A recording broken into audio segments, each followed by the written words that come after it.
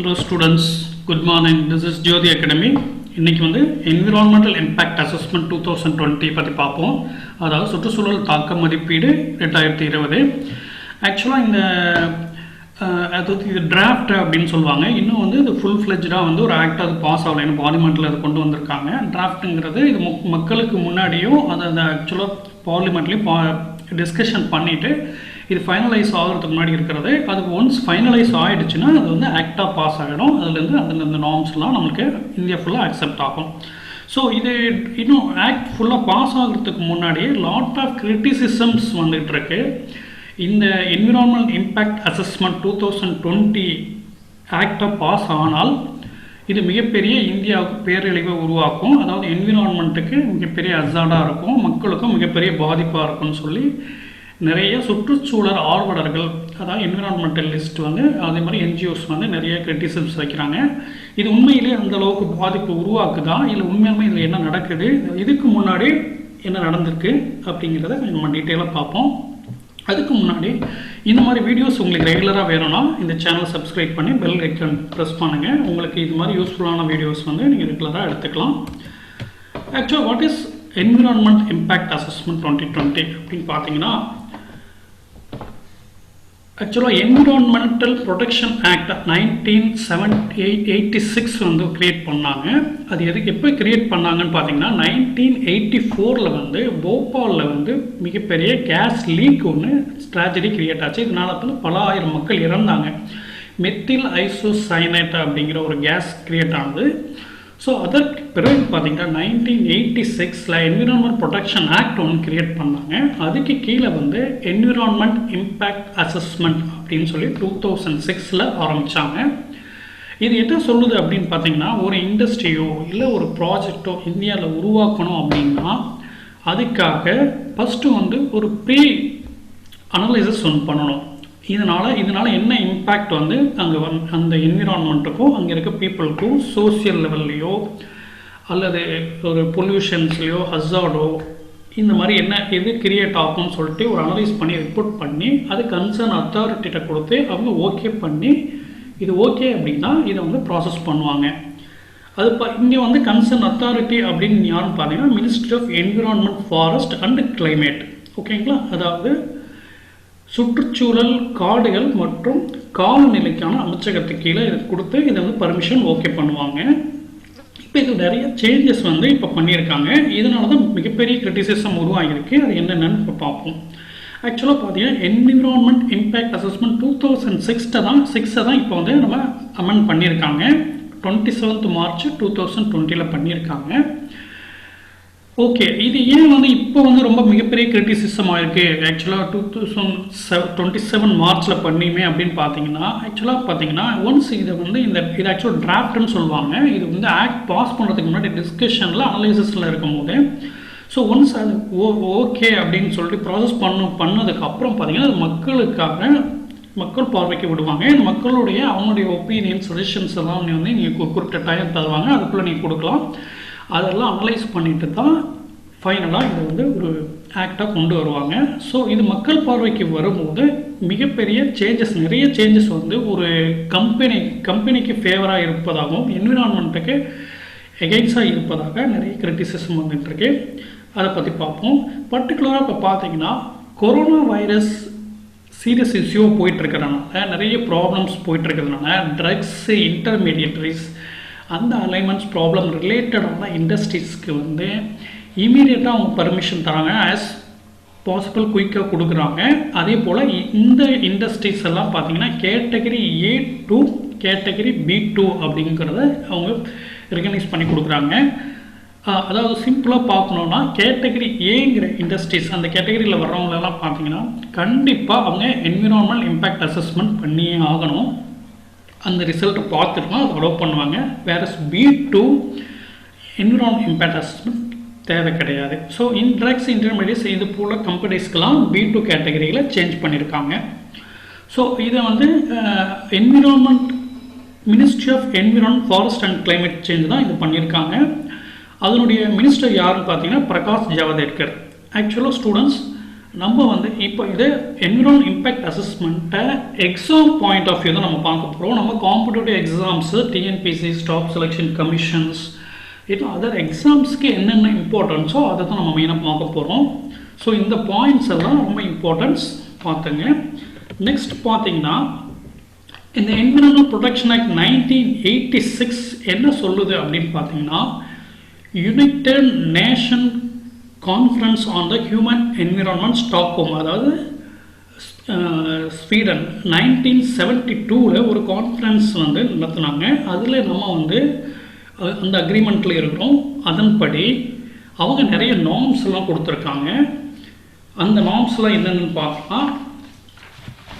For example பார்த்தீங்கன்னா, human ரைட்ஸை வந்து ஒரு ப்ராஜெக்ட்ஸ் ஏதாவது ஒரு இண்டஸ்ட்ரீஸ் கொண்டு வந்தீங்கன்னா இதெல்லாம் வயலேட் பண்ணக்கூடாது, ஹியூமன் ரைட்ஸை வயலேட் பண்ணக்கூடாது, வைல்ட் லைஃபுக்கு சேஃப்கார்ட் இருக்கணும், நான் ரினியூவபிள் ரிசோர்ஸை என்கரேஜ் பண்ணுற மாதிரி இருக்கணும், ஓஷன் பொல்யூஷன்ஸ் இருக்கக்கூடாது, க்ரியேட் பண்ணுற மாதிரி இது இருக்கக்கூடாது, நேச்சுரல் ரிசோர்ஸை சேஃப்கார்ட் பண்ணணும், நல்லா ப்ரொடெக்ட் பண்ணணும், நேச்சுரல் ரிசோர்ஸை நல்லபடியாக கொண்டு போகணும். அதே மாதிரி ஹியூமன் செட்டில்மெண்ட் இருக்கணும். ஒரு இடத்துல வந்து இப்போ மக்களை வெளியேற்றுறீங்க, அந்த இடத்துல ஒரு இண்டஸ்ட்ரி ஆரம்பிக்கிறோம், ப்ராஜெக்ட் பண்ணுறோம் அப்படின்னு சொன்னீங்கன்னா அந்த ஹியூமனுக்கான செட்டில்மெண்ட் ப்ராப்பராக பண்ணணும். ஸோ இந்த மாதிரி நிறைய விஷயங்கள் வந்து இந்த UN conference on the human environment Stockholm 1974 இருக்குது. அதன்படி நம்ம இந்தியா ஆர்டிக்கல் 253 படி பிற நாடுகள் அல்லது யுனைடெட் நேஷன்ஸில் நம்ம மெம்பராக இருக்கிறதுனால, அந்த கான்ஃபரன்ஸை நம்ம அக்செப்ட் பண்ணிக்கிறதுனால, இந்த ஆர்டிக்கல் என்ன சொல்லுதுன்னு பார்த்தீங்கன்னா, இந்தியாவில் எந்த பகுதியிலும் எந்த ஸ்டேட்லேயும் பார்லிமெண்ட் வந்து ஒரு ஆக்ட் கொண்டு வரலாம். இந்த கான்ஃபரன்ஸில் இருக்கிற அந்த நார்ம்ஸை நம்ம அக்செப்ட் பண்ணிக்கிட்டு அதன்படி செயல்படுறதுக்கு நம்ம எந்த சேஞ்சஸ் வேணால் எந்த பகுதியில் வேணால் பண்ணலாம் அப்படின்னு சொல்லி கொண்டு வந்திருக்காங்க. அதுபடி தான் இந்த சேஞ்சஸ் வந்து நம்ம இதில் கொண்டு பண்ணியிருக்காங்க. சரிங்களா? ஓகே, என்விரான் இம்பேக்ட் அசஸ்மெண்ட் ப்ராசஸ், அதாவது இது எப்படி பண்ணுறாங்க அப்படின்னு பார்த்தீங்கன்னா, ஆக்சுவலாக இது பார்த்தீங்கன்னா நிறைய ஸ்டெப் பை ஸ்டெப் ப்ரொசீஜர் இருக்குது. Screening, scoping, collection of baseline data, impact prediction, இந்த மாதிரி இதெல்லாம் என்னென்னு போவோம். ஸ்க்ரீனிங்னா ஒன்றும் கிடையாது. இந்த ப்ராஜெக்டை வந்து நம்ம நல்லா அசஸ் பண்ணலாமா, ஃபுல்லாக பண்ணலாமா, இல்லை பார்ஷியலாக பண்ணலாமா, சர்டன் பார்ட் மட்டும் பண்ணலாமா அப்படிங்கிறது. ஸ்கோப்பிங் பார்த்தீங்கன்னா இந்த இம்பேக்ட் வந்து விச் இம்பேக்ட் வந்து ரொம்ப நெசசரி, எந்த இம்பேக்ட் இப்போ பார்த்தீங்கன்னா லேண்ட் பொல்யூஷன்ஸ், வாட்டர் பொல்யூஷன், இந்த மாதிரி பர்டிகுலராக அதை அனலைஸ் பண்ணுறது, இதெல்லாம் பண்ணலாமா அப்படின்னு சொல்லிட்டு. ஸோ தென் என்ன பண்ணுவாங்கன்னா, அதுக்கு தேவையான டேட்டாஸ்லாம் வந்து கலெக்ட் பண்ணுவாங்க.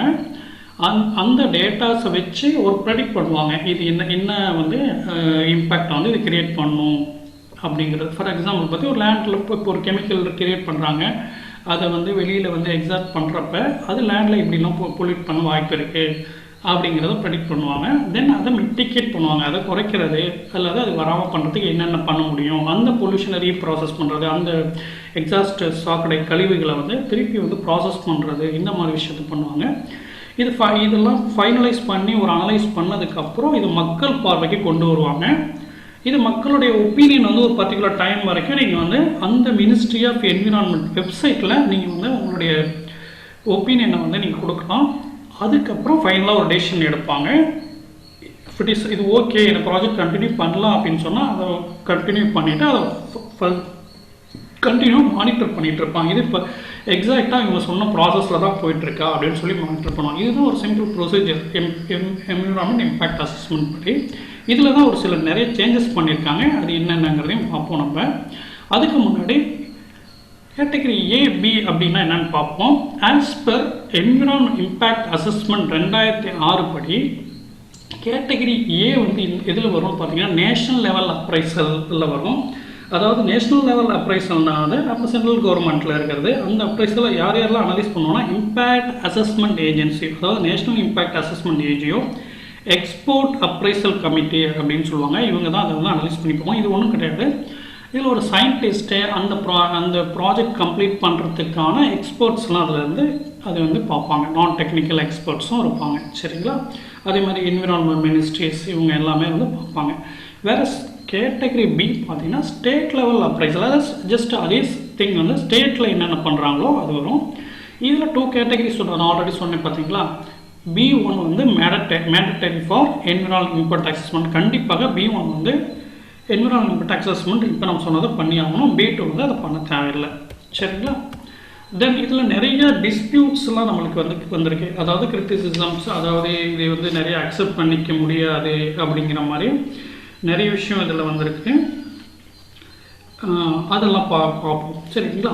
இப்போ ஃபார் எக்ஸாம்பிள் பார்த்தீங்கன்னா ஆல்ரெடி இதே மாதிரி என்விரான்மெண்டல் இம்பேக்ட் அசஸ்மெண்ட் இல்லாமல் சில பிரச்சனைகள்லாம் இந்தியாவில் போய் கொண்டிருக்கு. அதில் ஒரு சில இதெல்லாம் பார்க்கலாம். ஃபார் எக்ஸாம்பிள் பார்த்தீங்கன்னா May 7th 2020 பார்த்தீங்கன்னா விசாகப்பட்டினத்தில் எல்ஜி பாலிமர் பிளான்ட் அப்படின்னு ஒன்று, அதில் வந்து ஸ்டெர்லின் கிளாஸ் வந்து லீக் ஆகி மிகப்பெரிய பாதிப்பை உயிர் சேதத்தை உருவாக்கியிருக்கு.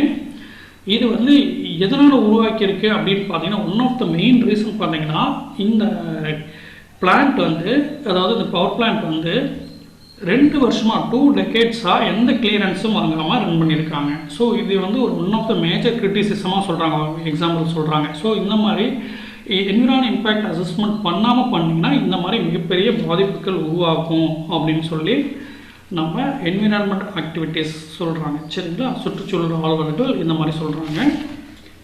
ஸோ என்ன ஆக்சுவலாக சேஞ்சஸ் மேஜராக இவங்க பண்ணியிருக்காங்க நீங்கள் அப்படின்னு பார்த்தீங்கன்னா பப்ளிக், அதாவது பப்ளிக் வந்து ரெஸ்பான்ஸ் பண்ணணும். அவங்களுக்கு பார்வைக்கு வந்து இந்த ரிப்போர்ட்டை கொடுப்பாங்க. நீங்கள் அதை பார்த்துட்டு உங்களுடைய ஒப்பீனியனை ரெஸ்பான்ஸ் பண்ணுறதுக்கான டைம் பார்த்தீங்கன்னா ஆல்ரெடி பார்த்தீங்கன்னா 30 days இருந்துச்சு. ஆனால் இப்போ வந்து அதை 20 days கம்மி பண்ணியிருக்காங்க.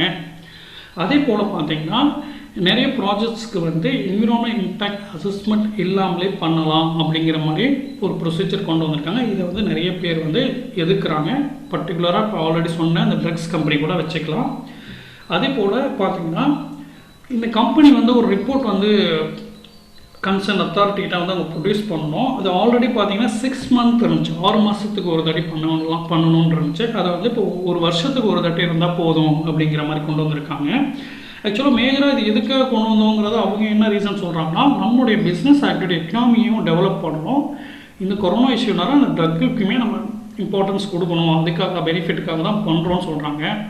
பட் ஆனால் இங்கே சுற்றுச்சூழல் ஆர்வலர்கள் இதனால் வந்து மிகப்பெரிய பாதிப்பு தான் உருவாகும், என்விரான்மெண்ட் அஃபெக்ட் ஆகும். இவங்க கம்பெனிக்கு இண்டஸ்ட்ரீஸ்க்கு இண்டஸ்ட்ரீஸ்க்கு பெரிய பணக்காரர்களுக்கு ஃபேவராக இந்த டிராஃப்ட் இருக்குது அப்படின்னு சொல்கிறாங்க.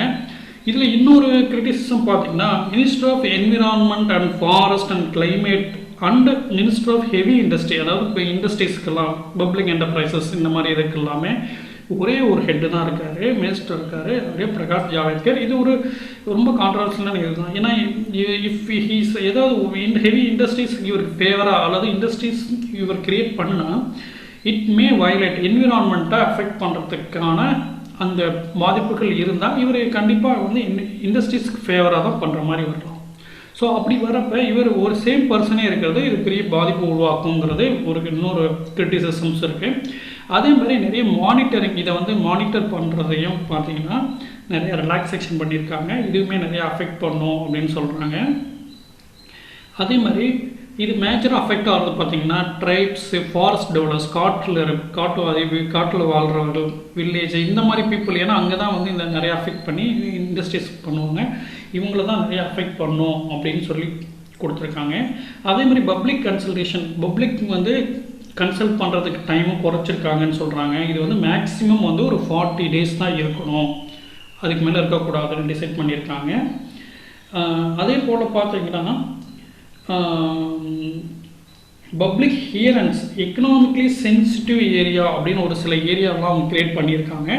அந்த ஏரியாவுக்கு வந்து மக்கள்கிட்டருந்து எந்த ஹியரிங்ஸ், அதாவது மக்கள்கிட்டருந்து அவங்களுடைய ஒப்பீனியன் வாங்காமல் என்விரான்மெண்ட் கிளியரன்ஸ் இல்லாமல் கூட பண்ணலாம் அப்படிங்கிற மாதிரி ஒரு சேஞ்சஸ் கிரியேட் பண்ணியிருக்காங்க. அதே மாதிரி ரெட் அண்ட் ஆரஞ்ச் கிளாசிஃபைடு இண்டஸ்ட்ரீஸ்ன்னு இருக்குது. அதில் வந்து toxics producing industry, toxics create பண்ணுற இண்டஸ்ட்ரின்னு சொல்லுவாங்க. இதெல்லாம் 0 to 5 kilometers வந்து ப்ரொடெக்டட் ஏரியா, அதாவது என்னென்னு பார்த்தீங்கன்னா ஃபாரஸ்ட்டு ப்ரொடெக்டட் மெயின் ஏரியாவுக்கு நியராகவே இருக்கலாம் அப்படின்னு சொல்லியிருக்காங்க. இது மிகப்பெரிய என்விரான்மெண்ட்டை சுற்றுச்சூழலை பாதிக்கும் அப்படின்னு வந்து மிகப்பெரிய கிரிட்டிசிசம்ஸ் இருக்குது. அது இல்லாமல் பார்த்தீங்கன்னா மைனிங் மாதிரி இண்டஸ்ட்ரீஸ்லாம் 50 வருடம் வரைக்கும் இந்த ப்ராஜெக்ட்ஸ் வந்து கண்டினியூ பண்ணலாம் ரிவர் வேலி ப்ராஜெக்ட்னா 15 வருஷம் வரைக்கும் கண்டினியூ பண்ணலாம்னு சொல்லியிருக்காங்க. இது ஆல்ரெடி மைனிங் பார்த்தீங்கன்னா 30 இயர்ஸ் தான் இருந்துச்சு. அதே மாதிரி ரிவர் வேலி ப்ராஜெக்ட்டு 10 வருஷம் இருந்தது, 15 வருஷம் இருந்துச்சு. இதுவுமே ஒரு கிரிட்டிசிசம் ஆகுது. என்ன அப்படின்னு பார்த்தீங்கன்னா irreversible environmental social health consequence, அதாவது வந்து திருப்பி வந்து நம்மளோட அதை வந்து சரி பண்ண முடியாத அளவுக்கு என்விரான்மெண்டல்லையோ அந்த சொசைட்டிலையோ ஹெல்த் ரிலேட்டடாக ப்ராப்ளம்ஸ் வரதுக்கான வழிவகுக்கும் அப்படின்னு சொல்லி இதை வந்து ஆக்சுவலாக வந்து சொல்கிறாங்க. ஸோ ஸ்டூடெண்ட்ஸ், இப்போ நம்ம எக்ஸாம் பாயிண்ட் ஆஃப் வியூவில் தான் இது ரொம்ப மேஜராக நம்ம பார்க்கணும். நம்ம எக்ஸாம் பாயிண்டில் என்னென்ன பார்க்கணும் அப்படின்னு பார்த்தீங்கன்னா, ஆக்சுவலாக இந்த name environment impact assessment notification 2020, அடுத்தது என்விரான்மெண்ட் ப்ரொடெக்ஷன் ஆக்ட், ஓகேங்களா, 1986, இதெல்லாம் ஞாபகம் வச்சுங்க. இதுதான் எக்ஸாம்ஸில் மெயினாக கேட்பாங்க. அடுத்தது பார்த்திங்கன்னா United nation conference on the human environment Stockholm Sweden 1972, அதையும் ஞாபகம் வச்சுக்கோங்க. அடுத்தது வெரி வெரி இம்பார்ட்டன்ட் ஆர்டிக்கல் 253, சரிங்களா, இது வந்து கேட்க வாய்ப்பு இருக்குது, எக்ஸாம்ஸில் கேட்க வாய்ப்பு இருக்குது. அடுத்தது பார்த்தீங்கன்னா